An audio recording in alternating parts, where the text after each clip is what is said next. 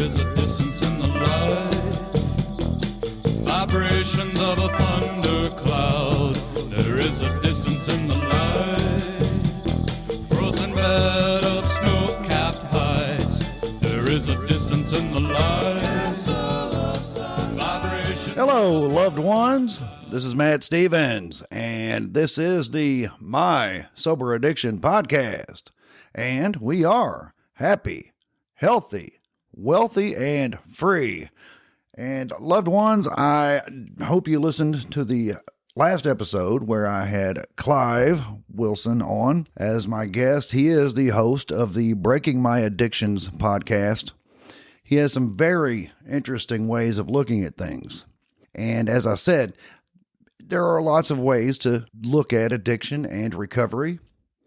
I'm really impressed with how he's looking at it in just a different angle. So if you didn't get a chance to listen to that, I highly recommend you go back and do that because it was very, very interesting, very good to get his take on things. And also with his tech savviness, he's able to use a lot of tech tools with the internet and AI for that matter, and figure some things out that, well, for example, yours truly here is not too hip to the game on, although I am working on it, so bear with me there. But as far as Clive goes, yes, he's got some very interesting things. I recommend his website, thebreakingmyaddictions.com, and of course the podcast itself. But anyway, loved one, getting to this week's episode, I have been thinking a lot about identity. I'm going to get a little woo-woo on you, yes. I'm still good old Matty. I'm going to get woo-woo here and there. For example, Joe Dispenza, he says if we take away all of our five senses, we take away our sight, our hearing, our touch, our taste, our smell, then we take away in our minds people, places, and things. These are all things that are related to our 3D reality. So if we're able to just block all that out, and I understand that's no easy task. However, bear with me. But what does that leave you with? Once you block all those things out, what are you left with? It's just pure self. It's pure consciousness. It's pure, what are you? Who are you? And then I thought a little deeper in how that relates to us as addicts in recovery. And I've mentioned it before in a very early episode, how getting sober presents a very good opportunity for us. It presents for us an opportunity to redefine who we are in the world. We can redefine our version of self. I firmly believe in a higher self, and we can call that our player that's outside the game. But your higher self is your true self, the one that does exist outside of those five senses, the one that does exist outside of people, places, and things. It is a pure state of mind.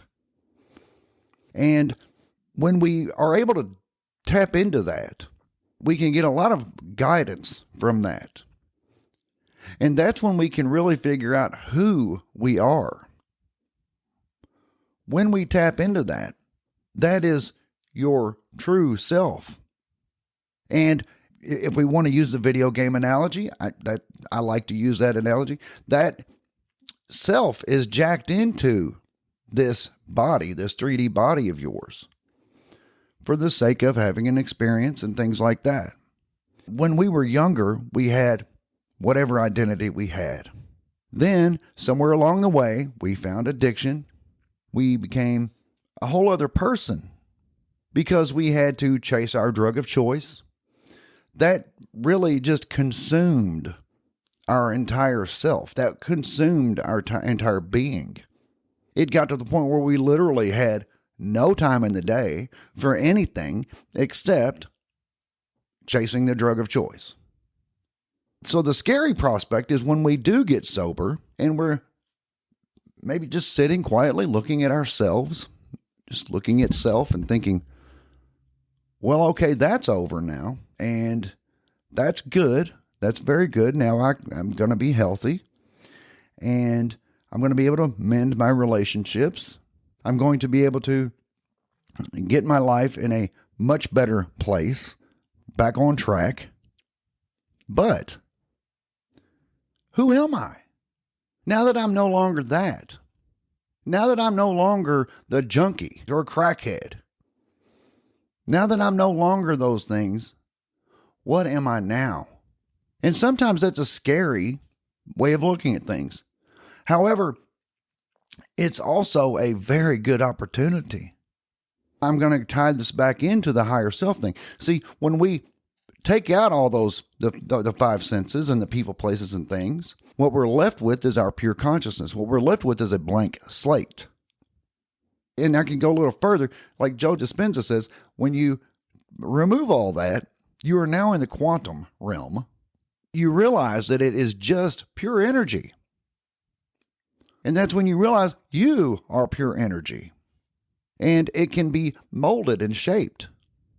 Because we know matter is formed from energy.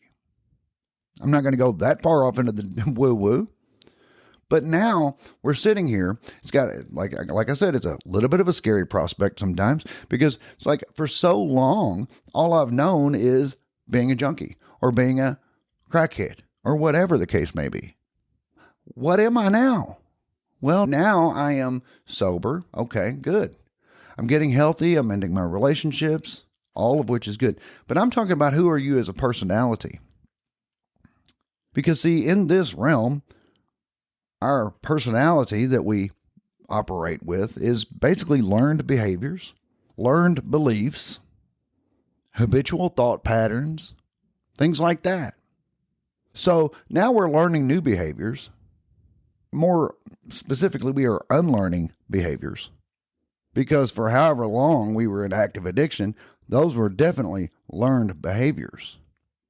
We also had some learned beliefs that this is what I am. I don't know how to live another way. In fact, I used to sit in traffic or even go to the store. It doesn't matter. Just people watching and see people. It would blow my mind. I would be like, how are they living?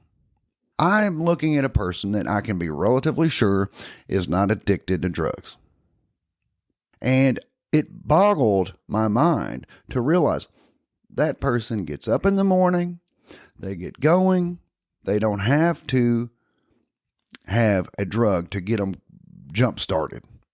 They don't have to chase a drug. They don't have to do any of those things.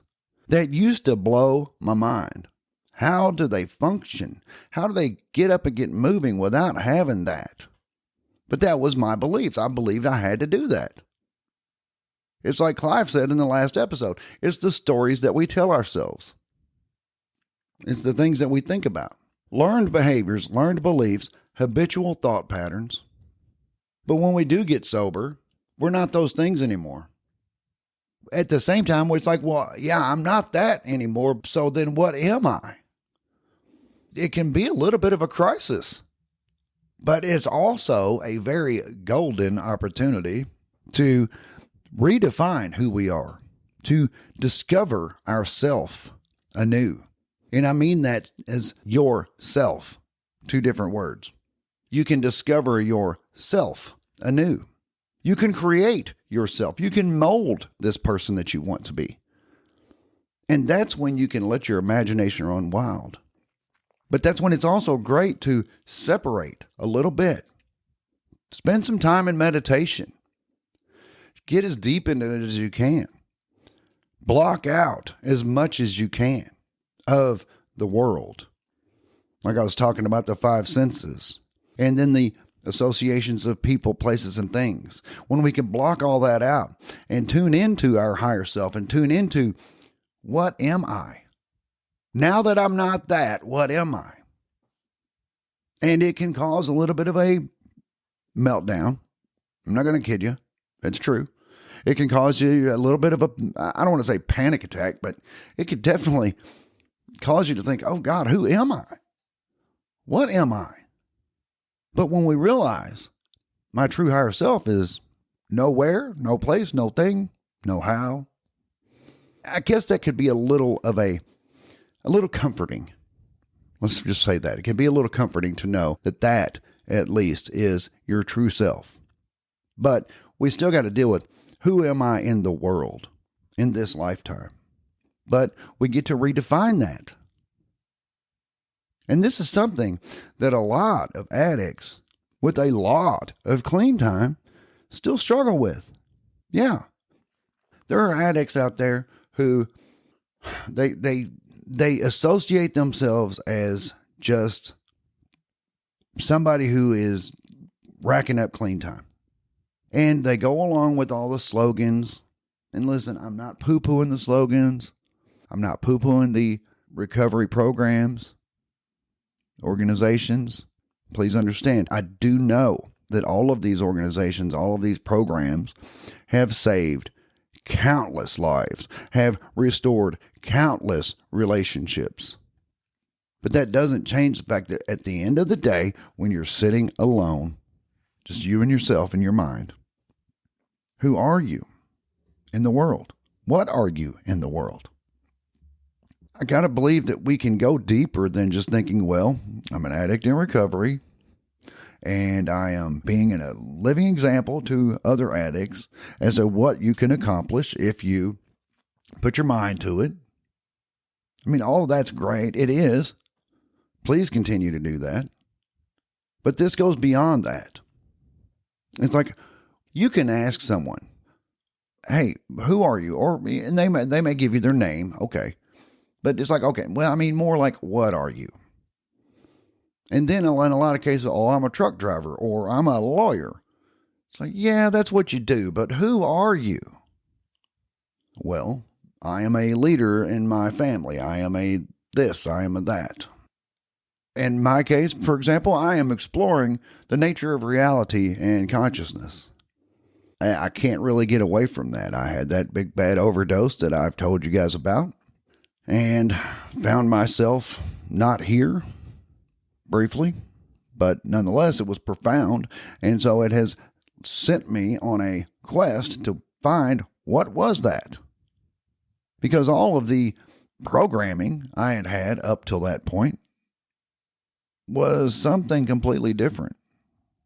But then again, in that state, I had lost my religion, lost all of my everything.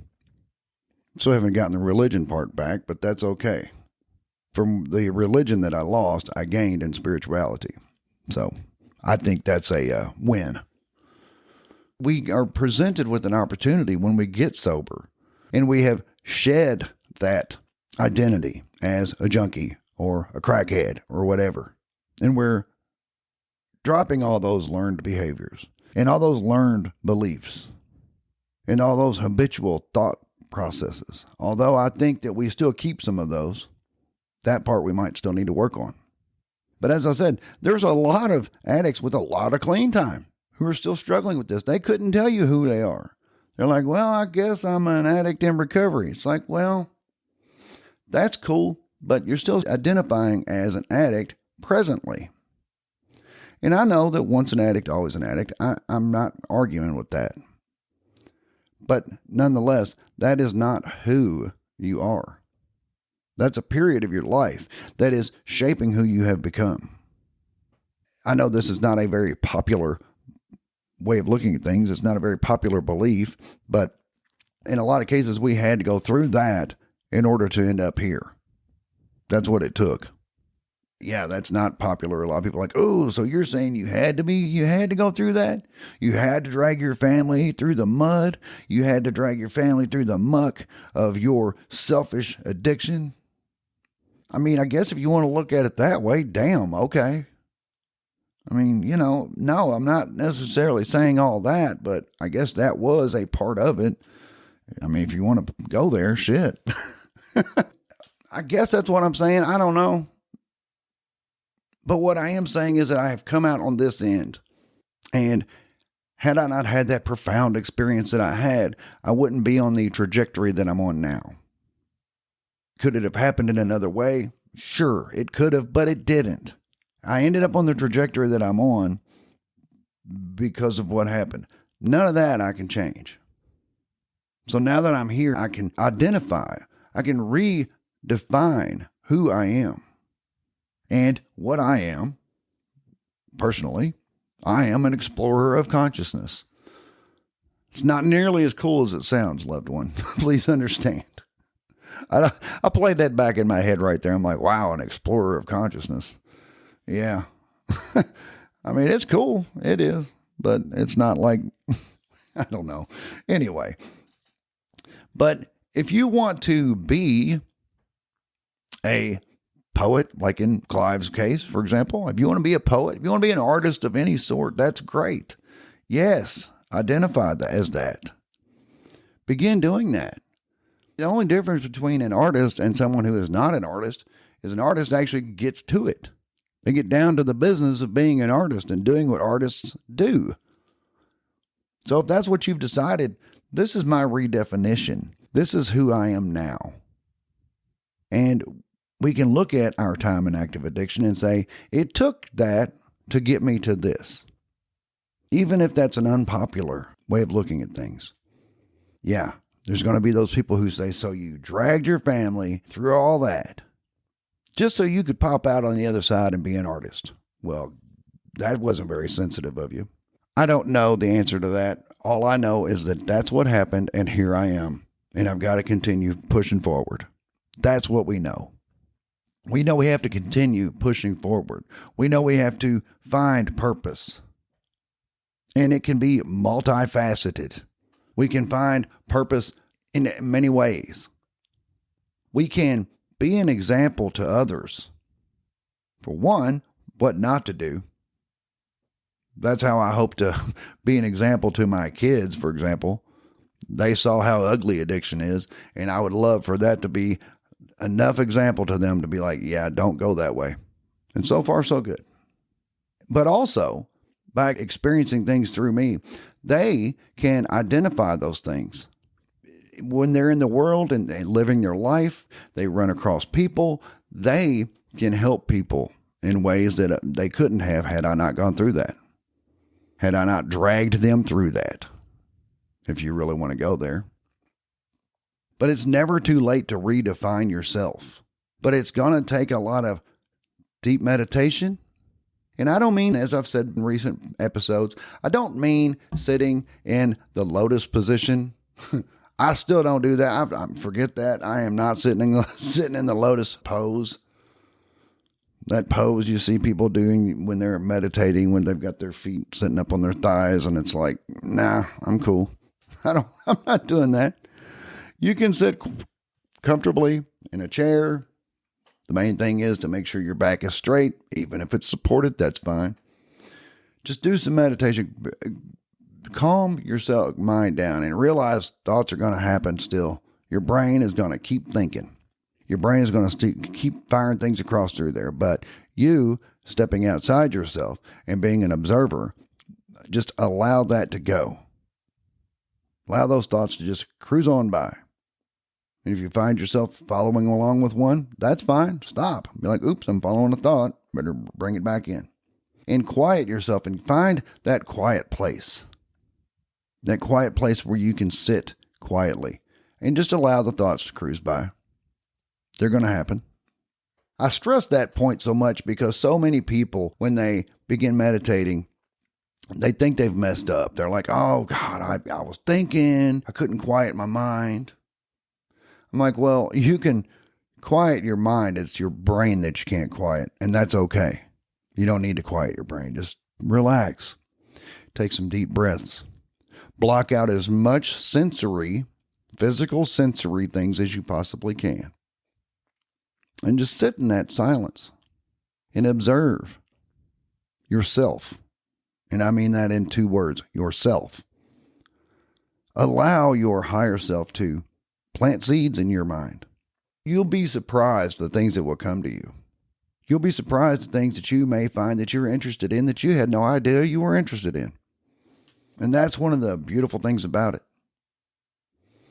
And then when you've come to the conclusion, this is what I want to be. This is who I am. Start making those steps in that direction. Start moving in that direction. It can be anything. I mean, if you want to be a painter, okay. If you want to be someone who is very scholarly with Shakespeare, that's fine too. Begin studying Shakespeare. And always remember, as I've said before, if you want to be an artist, but it's like, yeah, well, I'm not making any money doing it. Okay, fine, but you're still an artist. Like, yeah, but I work at Walmart. Okay, fine, but you're an artist who works at Walmart. Big deal. It's like I said about the person who says I'm a truck driver or I'm a lawyer. It's like, okay, fine, that's what you do, but who are you? It's like what I do is I work at Walmart. What I am is an artist. We are by nature creative creatures. We're very creative. Everything we do is creative in some capacity. Be it making podcasts, making t-shirt designs, woodworking, being writers, poets, any kind of art. It's all creative. And am I suggesting that the world be filled with artists? Well, I mean, that would be pretty cool, wouldn't it? But I realize that most people aren't going to do that. Most people are going to remain defined by what they do. They're going to keep allowing themselves to be defined by their career or their past. I'm not speaking to the masses here, dear loved one. I'm speaking to you. Because I know that a lot of people, myself included, when I hear people talking like I am right now, they think, well, the whole world can't be a bunch of artists. Somebody's got to generate the electricity or whatever. Somebody's got to pump the gas. But the guy that pumps the gas can also be an amazing artist in his own right. But I also know that most people don't fall into this. Most people aren't going to do this level of soul searching. Most people have already decided who their self is. But you see, loved one, and yes, my bias towards addicts is coming through loud and clear once again, but that's okay. That's one of the beautiful things about getting sober, is we're not that anymore. Those learned behaviors, those learned beliefs, those habitual thought patterns of the addict in active addiction, we're replacing those. Okay, great. Replacing it with what? You see, most people don't really have an opportunity to, well, they do. They do have most people have an opportunity to replace all those things, but they really never do it. But you, dear loved one, you're in a position where you kind of have to, so that you don't identify as that anymore.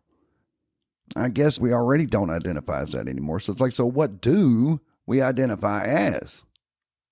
What is our identity now? What is your identity now, dear loved one? That's my question for you.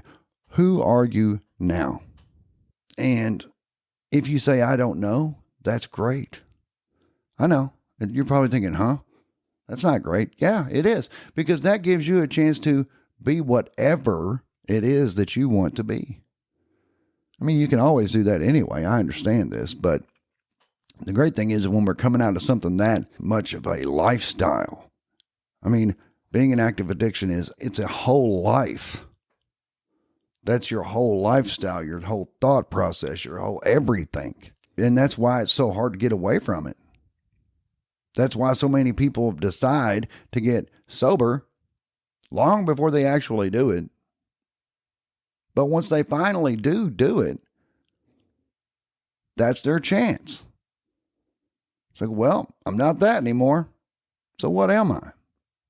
That's my question to you, dear loved one. What are you? And like I said, if the answer is I don't know, great. This gives you a chance to really dig into yourself. Do some soul searching. Do some meditation. Tap into your higher self. What do I want to do for the rest of my life here? For the rest of my time in this world, what am I going to do with it? Who do I want to be? I've already decided who I don't want to be. Don't want to be that damn junkie or crackhead or drunk. It's like me, I am a podcaster. I'm not paying the bills with it, no. But it doesn't change the fact that that's what I am. Anyway, dear loved one, if you have not found me on X yet, I would appreciate it if you would do so. You can find me there as Matt Stevens, MSA. MSA is in my sober addiction. And also, the website is up. It's pretty basic, rudimentary. I am working on figuring out how to make that into more than it is. Now, Clive set it up, and he did a fantastic job of it. And if you do want to contact me there, you can always email me through there. Also, wherever you find these audio podcasts, there is the Chat with Matt feature. But if you message me there, please understand that it's not a true chat feature. It's a send a message to Matt feature, really. I can't chat back to you. So always provide a means for me to get back in touch with you. Unless it's just a statement. You're just like, hey, Matt, would you retouch on this subject? Or, hey, Matt, what do you think of this? Or, hey, Matt, blah, blah, blah. Whatever the case may be. If you would like to come on as a guest, that'd be fantastic. Get a hold of me and give me a means of getting back in touch with you. We can talk it out and see what and when we can do it. What we're able to do and when. Also, if you would please, loved one, go to my YouTube channel. It's also Matt Stevens, MSA. See how I keep this simple? But on there, I do not talk about addiction. I talk about my woo-woo stuff, delving into the nature of reality and all of that. Get into some conspiracy stuff, simulation theory, divine matrix, tuning into your higher self as a divine spark of the creator, all of those things. But yeah, loved one, if you would please find me on those platforms, I would so appreciate it. And besides that, that's what I got. I do love you, and I will be back directly. There is a distance in the light.